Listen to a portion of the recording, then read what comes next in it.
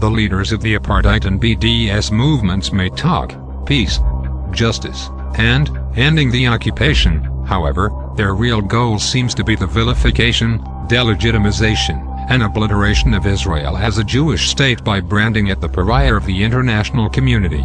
From their statements, their goal is not to advance Palestinian rights, but to deny and strip Israel of its rights. Israel is the only country constantly to be singled out for opprobrium by groups such as the Israel Apartheid Week and BDS. If its organizers were truly interested in human rights, going from worst to best, wouldn't a better starting point be to hold an Arab Apartheid Week? An Arab Apartheid Week to protest for human rights abuses in any number of Arab and Muslim countries: Libya, Syria, Saudi Arabia, Algeria, Egypt, Iran, Turkey, Yemen, Pakistan, Nigeria, Iraq, the Sudan or Jordan, where people are being jailed, tortured and often killed fighting for their human rights.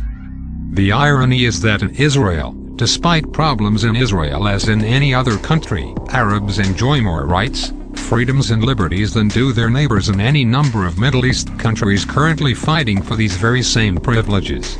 Arab-Israeli journalist Kadaber Toama repeatedly says, Israel is not an apartheid state. Israel is a free and open democratic country.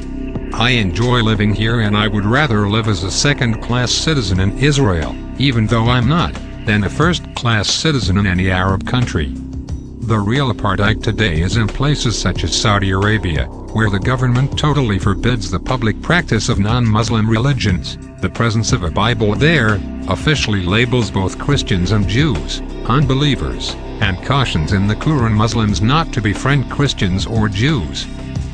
Iran routinely executes, tortures and persecutes Baha'is, Sunnis and Kurdish minorities.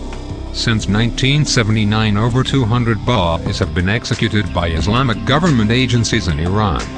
The Islamic government has destroyed Baha'i holy places, burned Baha'i homes, denied Baha'is access to education and spread propaganda throughout the country labeling Baha'is as spies, terrorists and the like. Turkey denies the Armenian genocide. The Armenian genocide was carried out by the Young Turk government of the Ottoman Empire in 1915 to 1916, with subsidiaries to 1922 to 23. 1.5 million Armenians were killed, out of a total of 2.5 million Armenians, in the Ottoman Empire. Turkey continues to harass and persecute its Alevis, Kurds, Zoroastrians and other minorities. The persecution of Kurds in Turkey, Iran, Syria, Iraq is without contemporary equivalent in Europe, yet is condoned by the silence of Western powers. In both Saudi Arabia and Iran, women and homosexuals are stripped of their rights, as the United Nations grants Saudi Arabia a seat on the UN Human Rights Council, and Iran with a seat on the UN Commission on the Status of Women. In Lebanon, Muslim apartheid policies forbid blacks from entering swimming pools. Palestinians are banned from working in many professions.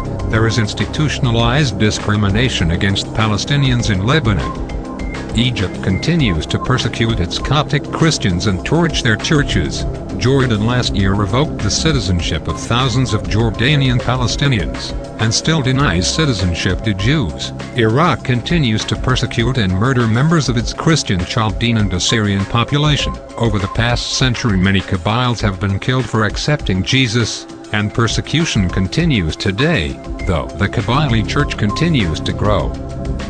In Gaza, Islamist organizations, empowered by the indifference of the authorities, have begun to target Christian institutions and individuals in Gaza, with increasing impunity. Intimidation, assault and the threat of kidnapping are now part of daily reality for Christians. In the West Bank, Bethlehem, at one time a majority Christian town, is now less than a third Christian. Nazareth has also seen its Christian community shrink substantially.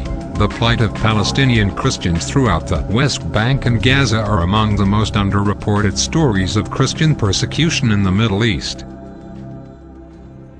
We must defend our free societies whose moral, cultural and economic foundations are under attack by leftist and Islamist enemies at home and abroad. This video was brought to you by Honest View.